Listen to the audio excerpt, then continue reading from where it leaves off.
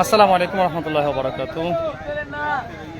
আমার দেশে প্রবাসের ভাই বোনদেরকে জানতে আমি একবার সরাসরি বাঁধ ভাঙা থেকে 2 হাত দূরে আছি, আমি সরাসরি অংশ। এদিক দিয়ে অনেক নৌকা এবং ট্রলার কিন্তু ভিতরে কিন্তু যায় প্রবেশ করে মানুষের সেবার জন্য। এই জায়গাতে ভাঙছে। এই দূরত্বটা মোটামুটি আপনার 300 ফুট যাবে, কম হবে না কিন্তু 300 ফুট প্লাস হবে, কম হবে না 300 প্লাস। নদীর ওই পারেও মানুষ আছে অনেক। যাই হোক, তো এখন কথা হচ্ছে নদীর যে অবস্থার কথা বলছি, নদী থেকে পানি কিন্তু অনেক কমে গেছে। ওই যে আপনারা দেখতেছেন নদীর ভিতরে মানুষ অনেকে মাছ ধরতেছে, এদিক দিয়ে দেখলাম। তো এখন পানির ফ্লোটা আমার মনে হচ্ছে গত সামনে আপনার 2-3 দিনের মধ্যে হয়তো বা কমে যেতে পারে, পরবর্তী হয়তো আস্তে আস্তে কমতে পারে। কিন্তু আমাদের যে লোকালয় অংশ থেকে কিন্তু পানি কিন্তু আলহামদুলিল্লাহ অনেক কমে গেছে। প্রায় কোনো জায়গা দিয়ে আপনার 1 হাত, কোনো জায়গা দিয়ে 1.5 হাত, অর্থাৎ স্থান অর্থাৎ প্লেস অনুযায়ী, কোনো জায়গায় উঁচু কোনো জায়গায় নিচু, এসব স্থান ভেদে কিন্তু আপনার আমি যা দেখেছি আমাদের এলাকাতে কোনো জায়গায় 1 ফুট, কোনো জায়গায় 1 হাত, 1.5 হাত এরকম পরিমাণ পানি কমছে। আর এখানে কিন্তু তত একটা কিন্তু স্রোত কিন্তু আমরা কিন্তু দেখি না। স্রোত কিন্তু আগের তুলনায় অনেক কম। প্রথম দিন পর্যন্ত আপনার যেই পরিমাণ স্রোত গেছে, তো সেই তুলনায় কিন্তু আজকে অনেক কম। আরেকটা জিনিস কথা হচ্ছে আপনার এখানে নদী থেকে কিন্তু আপনার 12 থেকে 13 হাত এরকম পানি কিন্তু কমছে, কমে নাই কিন্তু। এই অঞ্চলের ভিতর দিয়ে দেখলে আপনার দেখানো যাবে না, সামনে দেখাবো। 12 হাত হবে না, 10 হাত পরিমাণ কিন্তু পানি কিন্তু কমছে। তো 10 হাত পানি কমছে, সেটা কিন্তু অনেক। পাশাপাশি আরেকটা খবর পেলাম, এই শালদা নদী ওই দিক দিয়ে আপনার ভাঙা পড়ছে। তো শালদা নদী যেহেতু ওই দিক দিয়ে ভাঙা পড়ছে, ওই পানিটা কিন্তু আমাদের এদিকে লোকালয়ে কিন্তু প্রবেশ করবে। সেই দিক থেকে যদি আমরা খেয়াল করি বা আমরা যদি একটা দিন চিন্তা করি, আমাদের এই লোকালয় থেকে পানিটা সরতে কিন্তু আপনার সময় কিন্তু অনেক সময় নেবে। যেহেতু শালদা নদী ওদিক দিয়ে ভাঙা পড়ছে, শালদা নদীর পানিটা কিন্তু এই লোকালয়ে ঢুকছে, আমাদের এই গুমতি নদীর পানিটা কিন্তু এদিক দিয়ে ঢুকছে। তো দেখা গেছে এই 2 অংশের পানিটা কি একখানে স্থির হবে। তো সেই দিক থেকে বলা যায় যে আমাদের লোকালয় থেকে যদিও কোনো জায়গা উঁচু আছে, উঁচু জায়গা থেকে পানিগুলো সরাসরি তাড়াতাড়ি সরবে, কিন্তু নিচু এলাকা থেকে বিশেষ করে বাক্সিমৌল, আবার ব্রাহ্মণপাড়াতেও আমি শুনছি পানি ঢুকছে, রাজাপুর, হরিপুর, বুড়িচং সদর, এসব নিচু এলাকা যেগুলো আছে সেগুলো থেকে পানি কমতে কিন্তু অনেক সময় নেবে। তো এজন্য ত্রাণ, আর বিশেষ করে আরেকটা ত্রাণের কথা বলি, বিভিন্ন জায়গা দিয়ে কিন্তু ত্রাণ ঢুকছে। আর আমাদের এদিক দিয়ে যেহেতু ভাঙাটা পড়ছে, আমাদের এদিক দিয়ে কিন্তু আপনার নদীর যে ফ্লোটা কিন্তু বেশি, যার কারণে এই দিক দিয়ে লোকাল অর্থাৎ ভিতরের যে বাড়িগুলো আছে, ভিতরের অংশে আপনার ত্রাণ সামগ্রী পৌঁছানো কিন্তু অনেক কষ্ট।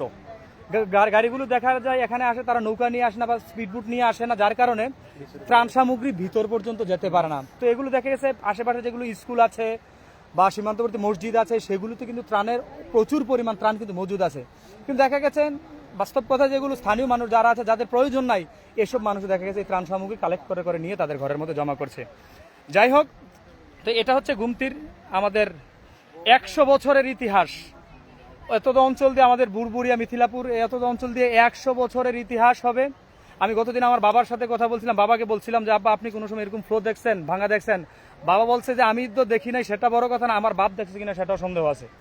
তো গুমতির এদিক দিয়ে এই পানি যে প্রবেশ করছে, ভাঙছে, সেটা 100 বছরের ইতিহাস আমি মনে করি। বুড়িচং এলাকা প্লাবিত হয়েছে, এত অঞ্চল 16 নল ইউনিয়ন প্লাবিত হয়েছে, সেটা 100 বছরের ইতিহাস। আমরা কোনো সময় তো পানি দেখি না, আমাদের পানি দেখার চিন্তাও হয়নি কোনো সময়। যাই হোক, এটা আসলে সেই আমাদের ইতিহাস গড়া ভাঙা অংশ গুমতির এই বুড়বুড়িয়া অঞ্চল দিয়ে প্রায় 300 ফুট প্লাস হবে, কম হবে না, যেটা আমি অনুমান করছি 300 ফুট প্লাস হবে যে ভাঙছে। সবচেয়ে বড় কথা, এই যে গুমতির ভাঙা অংশ, এখানে একটা 81 গাছ মনে দেখা যাচ্ছে। এটা সবকিছুর মাঝে 81 গাছটা আছে, এটা একটা আশ্চর্যজনক একটা বিষয়। সকলে এটাকে দেখতেছে। হ্যাঁ, সামনে এরপরে আবার আরেকটা, যে ভাঙার সাথে সাথে এই বাড়িটাও কিন্তু ভাঙে নাই। এই বাড়িটার মধ্যে হয়তো পানি ঢুকছে, কিন্তু এই বাড়িটা আর এই 81 গাছটা একটা আশ্চর্যকর একটা জিনিস। যাই হোক, এই হচ্ছে গুমতি নদীর আপডেট, সবচেয়ে সর্বশেষ। আমি আসলে যারা এখন লাইভ দেখছেন, আপনারা হয়তো খেয়াল করে দেখবেন, পানি আসা থেকে শুরু করে গত প্রায় 10-15 দিন ধরে আমি আপনাদেরকে বিভিন্ন তথ্য প্রদান করার চেষ্টা করতেছি, কষ্ট করে হলে। আজকে এই যে আমাদের বাড়ি থেকে আসতে এখানে প্রায় 1-1.5 ঘন্টা সময় লাগে। ভাঙা অংশ, পানি, হ্যাঁ, এরপর রাস্তা ভাঙা, সেগুলো উপেক্ষা করে আসলে আমাদের বিশেষ করে প্রবাসে বা দূরে যারা আছে বা এলাকার বাইরে যারা আছে, তাদের কলিজাটা আমি বারবার বলি হয়তো সিপ দেওয়া রয়েছে। কারণ আমরা কেউই আসলে এই পানির সাথে কিন্তু আমরা কিন্তু পরিচিত না। এই ভাঙা অংশের সাথে, বন্যার সাথে আমরা কোনোদিন পরিচিত না। সেই কারণে আসলে সবাই বিদেশে যারা আছেন তাদের চোখের পানি পড়তেছে আসলে গ্রামের জন্য, গ্রামের মানুষের জন্য, ভাই বোন, চাচা, অর্থাৎ নিজের পরিবারের জন্য আসলে। আর এখন টাকা থাকা সত্ত্বেও আসলে সেবাগুলো আসলে ওই ধরনের মানে প্রদান পাওয়া হচ্ছে না। যাই হোক, তো গুমতি নদীর ভাঙা অংশ থেকে সর্বশেষ আপডেট এটা। তো আমরা সকল আল্লাহর কাছে দোয়া করব আল্লাহ পাক যেন আমাদেরকে হেফাজত করে, আমাদের এই এত অঞ্চল থেকে যে বন্যার যে পরবর্তী যে অবস্থা সেগুলো যেন আমরা সকলে মিলে কাঁধে কাঁধ মিলে বন্যা দুর্গত এসব এলাকায় যেন আমরা সেবা পৌঁছাতে পারি, আমরা যেন এই জন্য বন্যার রেশটা যেন আমরা কাটিয়ে উঠতে পারি। সকলে দোয়া করবেন দূর থেকে। আর বিশেষ করে ত্রাণ সামগ্রীর কথা আমি আবারও বলি, এই ভিতরের দিকে ত্রাণ সামগ্রী আসলে পৌঁছানো যাচ্ছে না নদীর স্রোতের কারণে। এখানে যেরকম স্রোত, এই পানিটা যেহেতু আমাদের গ্রাম এখান থেকে 1 কিলোমিটার দূরে, বুরবুরিয়া থেকে 1 কিলোমিটার দূরে হচ্ছে শিকারপুর গ্রাম, বুরবুরিয়াতে আরো পানি বেশি ফ্লো। তো দেখা গেছে পানির স্রোত এত পরিমাণ বেশি যে আসলে ভিতরে ত্রাণ সামগ্রী পৌঁছানো আসলে কষ্ট হচ্ছে। কিন্তু আমাদের দেশ থেকে, দেশের বিভিন্ন অঞ্চল থেকে অনেক ত্রাণ সামগ্রী কিন্তু আমাদের দেশ বিভিন্ন জায়গা থেকে ত্রাণ সামগ্রী কিন্তু আসতেছে, ত্রাণের অভাব নাই। আমাদের বাংলাদেশের বন্যার ইতিহাসে এত বিপুল পরিমাণ ত্রাণ সামগ্রী আমার মনে হয় বাংলাদেশে বন্যাতে কোনো সময় মানুষ দেখে নাই।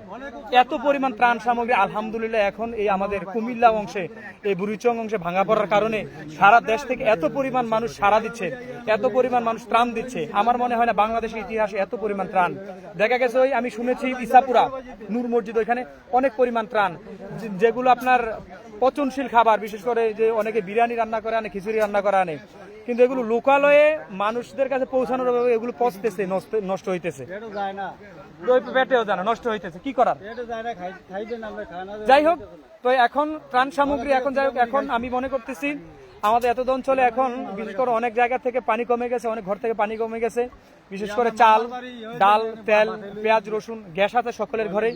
এই ত্রাণ সামগ্রী যদি এখন আসে তাহলে আলহামদুলিল্লাহ রান্না করে খেতে পারবে এরকম অনেক ফ্যামিলি আছে, রান্না করে খেতে পারবে এরকম অনেক ফ্যামিলি আছে। এখন যারা ত্রাণ সামগ্রী আনতেছে, হয়তো আমার লাইভের মাধ্যমে যদি কেউ দেখেন, আমি অনুরোধ করব যে ত্রাণ সামগ্রী হিসেবে এখন শুকনো যে খাবার, চাল, ডাল, এইসব জাতীয় জিনিস আনার দরকার।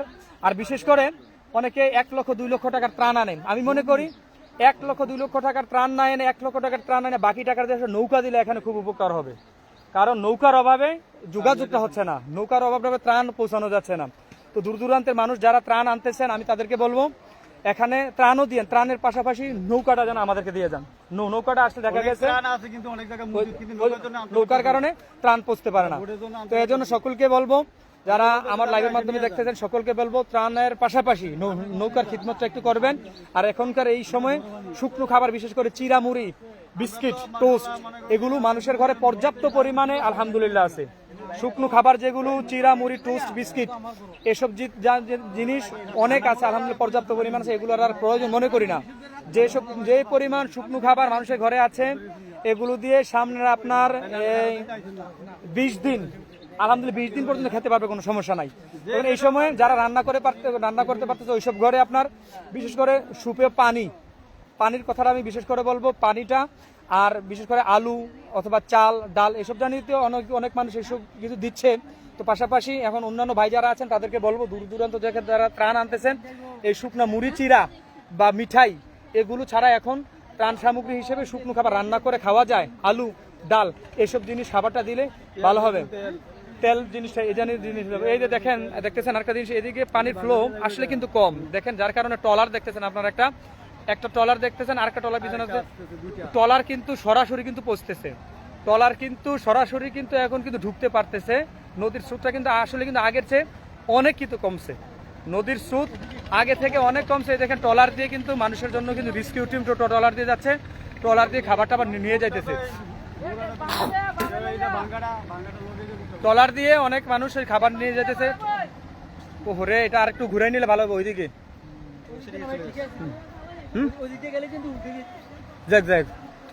ট্রলার টিমটা পড়ছে।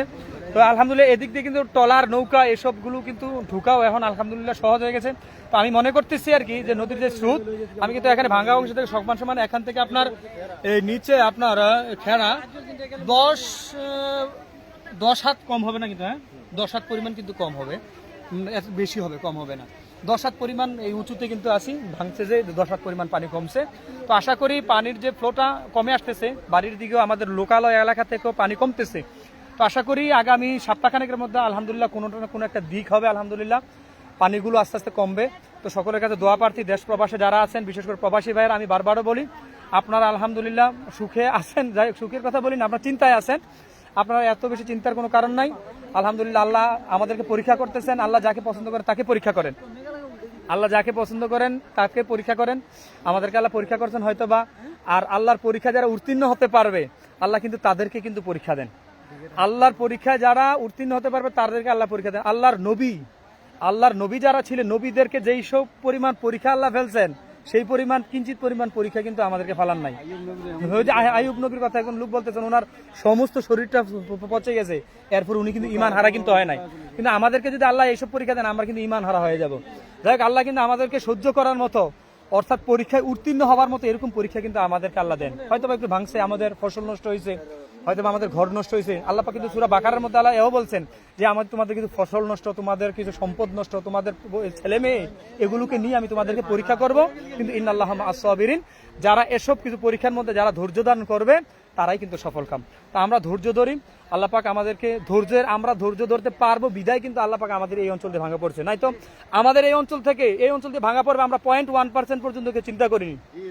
0.1% পর্যন্ত আমরা চিন্তা করিনি। বিগত 100 বছরে বললাম না, 100 বছরের ইতিহাসে এত অঞ্চলে ভাঙা পড়ে নাই। আমরা ভাবছি হয়তো অন্য অঞ্চল দিয়ে ভাঙা পড়বে। ভাঙা পড়ার পরেও আমি বিশ্বাস করিনি যে এদিক দিয়ে ভাঙা পড়ছে। ভাঙা পড়ার পরেও আমি বিশ্বাস করিনি যে আমাদের এই অঞ্চলে ভাঙা পড়ছে।